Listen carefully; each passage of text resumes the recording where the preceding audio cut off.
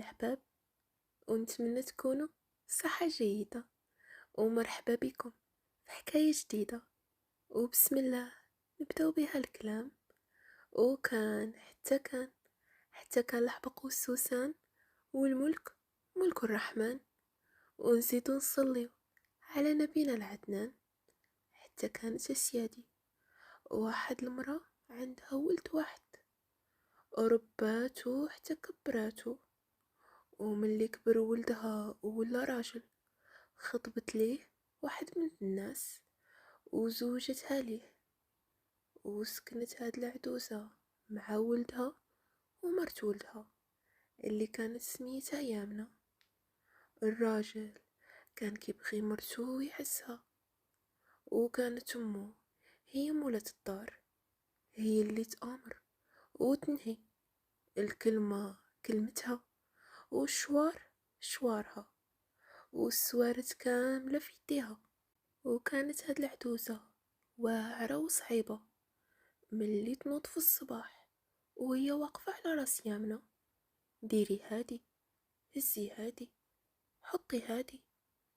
يامنة مسكينة ما كانش عندها الوقت اللي ترتاح فيه، كانت المسكينة النهار كامل وهي كيف الخدامة من حاجة لحاجة، وكانت حاضياها حتى في ماكلتها.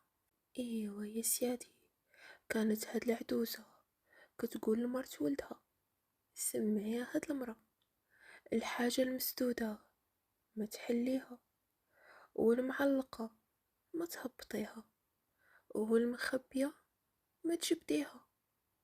وكانت يامنة خوافة وما كتعصيش أوامر عدوستها، حتى ولات المسكينة تجوع في كرشها وما لاقية شنو تاكل. يامنة كانت رزينة، عمر ما سمعت منها العدوسة كلمة خايبة. وكانت المسكينة وخا ما عرفت شنو يطرى فيها، عمرها ما قالت لراجلها شي حاجة، كانت غير ساكتة وموكلة أمرها لربي سبحانه. ايوا يا سيادي، مشات ايام وجات، ويامنا صابرة على هاد العيشة، وكل نهار كانت غير مغادة وتصفار وتضعاف، وما بقات قادرة لا تهدر ولا تضحك حتى مع راجلها. العدوسة كانت كتشوف في الحالة اللي وصلت ليها مرت ولدها، وما تحركت فيها حتى شعرة، كانت غير مغادة وتزيد كتر وكتر. ويامنة لا حول لها ولا قوة، والراجل ضاق به الحال ولا غير مهموم نهار وليل في هاد الحالة اللي وصلت ليها مرته، وكيقول مع راسو: مالها يامنة، ياك ما مريضة ولا كرهاتني وكدير في السبة باش تطلق، ولا وقعت ليها شي حاجة وما بغاتش تقول ليا. وبقى يخمم ويخمم وما وصل حتى نتيجة. ايوا يا سيادي، وفي واحد النهار وهو بارك يخمم، تفكر واحد صاحبه اللي عزيز عليه وحكيم، وقال: خاصني نمشي لعنده ونعاود ليه على همي. ومع الصباح شد الطريق ومشى لعنده. ملي وصل وسلم عليه وقال لي: جيت صاحبي، قاصدك والمقصود الله، نتمنى تلقى لي الحل وما ترجعنيش بلاش. قال له صاحبه: خير، عاود ليا وما يكون غير الخير. ايوا يا سيادي، عاود ليه على مرته وقال ليه: راني حرت وما عرفت مالها وما عرفتش شنو خاصني ندير. المرأة قريبة تموت، وفين ما نسولها على حالها تقول لي راني مزيانة الحمد لله، وهي ما كانتش هكا في الاول.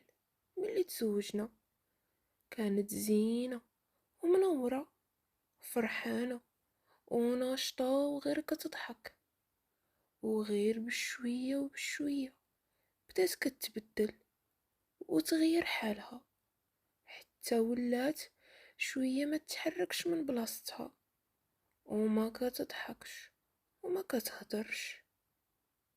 قال ليه صاحبه: عاود لي شوية على امك. قالو الراجل: امي شوية صعيبة، هي اللي كتآمر في الدار. قال ليه صاحبه: مرتك ما مريضاش، كيظهر لي الحالة اللي وصلت ليها مرتك هي بسبب امك. يمكن امك قاسية معاها وما كتعاملهاش مزيان، ويمكن حارماها من شحال من حاجة. قالو الراجل: وانت اش عرفك؟ جاوبو وقال ليه: انا هادشي اللي جا في بالي على حساب هضرتك، وعندي واحد الطريقة تبين ليك حالة مرتك إذا كانت مريضة ولا لا، وعندي ليك طريقة أخرى تبين ليك أمك كيفاش كتعامل مرتك. قال له الراجل: موافقة سيدي على هاد الخطة. وقال ليه صاحبه: الطريقة الأولى، غادي نجيب ليك ديك بيض ونكتفو ليك وحطو وسط الدار قدام مرتك وامك، وتخبى في شي بلاصة اللي تشوفهم وهما ما يشوفوكش. الديك كيف غيتلح قدامهم غادي يبدا يتحرك من هنا ومن لهيه، وإلا كانت مرتك كرهاتك وما بقاتش بغاتك غادي تضحك وتنشط، وإلا كانت جيعانة غادي تبقى شادة الأرض وما تحركش. وافق الراجل على هاد الخطة ودا الديك اللي عطاه ليه صاحبه ودار كيف قال ليه، كتفو ورماه في الدار وتخبى وبرك يتفرج. ايوا يا سيادي، العدوزة كتشوف في الديك كيف كيتحرك وهي شابعة ضحك عليه، بصح مرتو بقات في بلاصتها، ما تحركت ما ضحكت. وهنا عرف الراجل باللي هضرة اللي قال ليه صاحبه بصح. رجع لعنده وعاود ليه على اللي جرى. قال له صاحبه: اذا مرتك المسكينة ضعافت وتبدلات بسبب الهم، والهم اللي عايشاه مع امك، وباش نكشفوا الحقيقة خاصك تمشي وتقول لامك بلا كرهتي مرتك وبغيتي تطلقها وتجيب واحدة اخرى، وانا غادي نتنكر في شكل مرتك التانية وخلي الباقي عليا. ايوا يا سيادي، مشى الراجل عند امه وقال ليها: مي، ها انتي كتشوفي مرتي كيف ولات وما بقاتش عجباني، وحتى في صحتها غادة وكتضعف، بغيت نطلقها ونجيب واحدة أخرى. قالت لي همه: ايه وليدي، هادشي اللي لقيتيني كنخمم فيه، هاد المرأة ما بقات صالحة ليك، وغادي نشوف ليك شي بنت الناس خير منها. ولدها سكت ومشى عند مرتو وقال لها: جمعي حوايجك، غادي نديك لداركم تشوفيهم شوية وتبدلي الجو.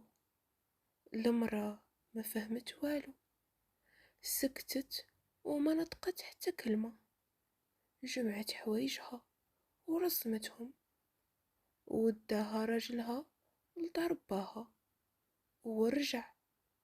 وكيف رجع مشى نيشان عند امه وقال ليها: امي، راني خطبت واحد بنت الناس ما شاء الله، زينة ورزينة وحادقة من الفوق. وزيدي على هاد الشي، والديها الناس مزيانين، وقاع شغال الدار هي اللي تديرهم، وانتي يمي غير ارتاحي. ايوا يا سيادي، امه طارت بالفرحة وقالت ليه ربي يفرحك وليدي. ايوا مشى الراجل، جاب صاحبه اللي متنكر في البسمرة وعيط لامه وقال ليها هادي هي مرتي الجديدة امي. امه دارت راسها فرحانة بيها.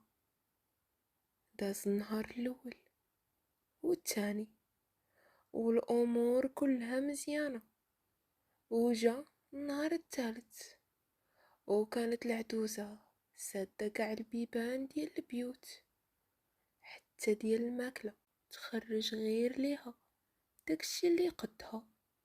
وكيف العادة تحزمت العجوزة لمرت ولدها وقالت ليها شوفي وسمعي مزيان شنو غنقول ليك. الحاجة المجموعة ما تفركتيها، والمسدودة ما تحليها، والمعلقة ما تهبطيها، والمخبي ما تجبديه. قالت ليها معليش امي، اللي بغيتيها هي اللي غادي تكون. وبدات العروسة جديدة كدير اوامر العدوزة بطريقة ذكية. باب الخزين ما كانش خاصها تحلو، هي كتقلعو من بلاصتو، تهز شنو بغات وترجع الباب لبلاصتو. والحاجة المعلقة تدير كرسي وتطلع عليها وتاخد شنو بغات ومن بعد ترجعها. وكيف هكا العدوزة كرهتها وما بقات صابرة عليها، حيت كل شي خسراتو. وإلا كانت ماكلة تاكل كل شي وما تخلي والو. وفي واحد النهار كانت العروسة جديدة اللي في الأصل صاحب ولدها المتنكر كانت كتشطب في الدار ومشمرة على يديها، وغير شافتها العدوزة تخلعت وقالت لطيف لطيف، يديها تقول غير يدين شي راجل. هاد المرة جاب ليا ولدي، يا ريت كون غير خليت المرة الاولى. ايه، اللي عنده شي نعمة وما شكرش الله خرج منها بلا ما يحس. وفي العشية جا ولدها للدار وجراتو لعندها وقالت ليه ولدي، هاد المرة عندك سليطة ولسانها طويل وعاد كتخرب الدار وفي زينها تقول راجل. طلقها ولدي ورجع مرتك الاولى. قال ليها ولدها لا وهمي، مرتي ما نفرطش فيها، خسرت مرتي الاولى ونزيد نخسر حتى الثانيه، وحتى لدابا باقا تابعاني الديون. والله كان وعدك ودي انا نفكك من هاد الديون.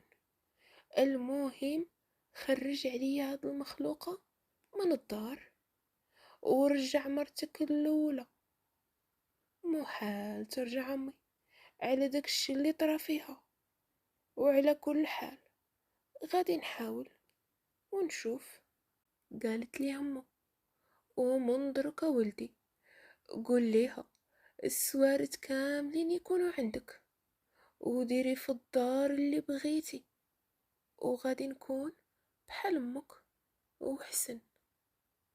كيف تأكد الراجل بلا امو على كلامها تابته ورجعت للطريق، مشى عند نسابو ورجع مرتو وخرج صاحبه من الدار وقال ليه نجحت الخطة. ايوا يا سيادي، رجعت العروسة الاولى للدار ولقات عدوستها تبدلات، سبحان الله، ولات حنينة وظريفة، وفمها غير بنتي يا بنتي، وحطت ليها قاع السوارت في يديها، وقالت ليها ديري في الدار اللي بغيتي، انا كيف امك، والدار دارك، ومن اليوم ما كاين غير الخير. وقالت ليها عروستها غادي نديرك كيف امي، كيف قبل كيف دابا، وغادي تشوفي مني غير الخير ان شاء الله. وعاشت مع راجلها وعدوسها في سعادة، ورزقها ربي ولاد وبنات، وتعلمت عدوسها الدرس. ايوه يا سيادي، قصتي هنايا سالت ومشات من واد لواد، وبقيت انا مع الناس الجواد.